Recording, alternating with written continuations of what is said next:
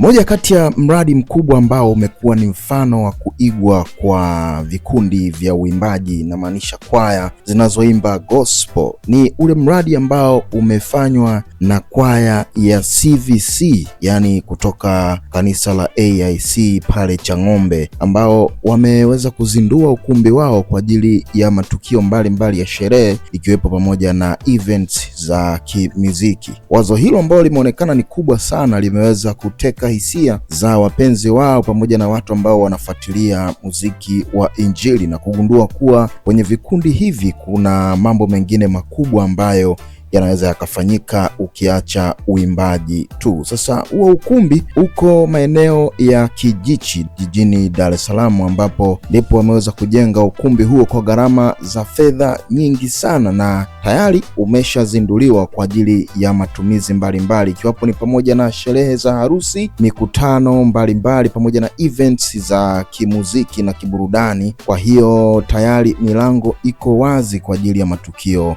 kama hayo. Kubwa la kujifunza kutoka kwao ni jinsi gani ambavyo wameweza kufanya uwekezaji wa namna hiyo kwenye masuala ya ukumbi, na ikumbuke kwamba CVC ni wao wenyewe ambao wameweza kujiendesha na kuweka matamasha mbalimbali ambayo wameweza kupata fundraising kwa ajili ya kujenga ukumbi huo ambao tayari unatumika. Obvious ni ukumbi wa kisasa kama ambavyo unaweza kuona hapo kwenye clip hiyo ambayo nimekuwekea siku ya uzinduzi. In case ulipitwa na habari hii, sasa nimekusogezea video clip hiyo hapo ambayo inaonesha mandhari ya ukumbi kwa ndani pamoja na nje. Habari zote hizi unazipata hapa Gospel Minutes. Usiache kusubscribe, weka comment yako hapo, enjoy your time.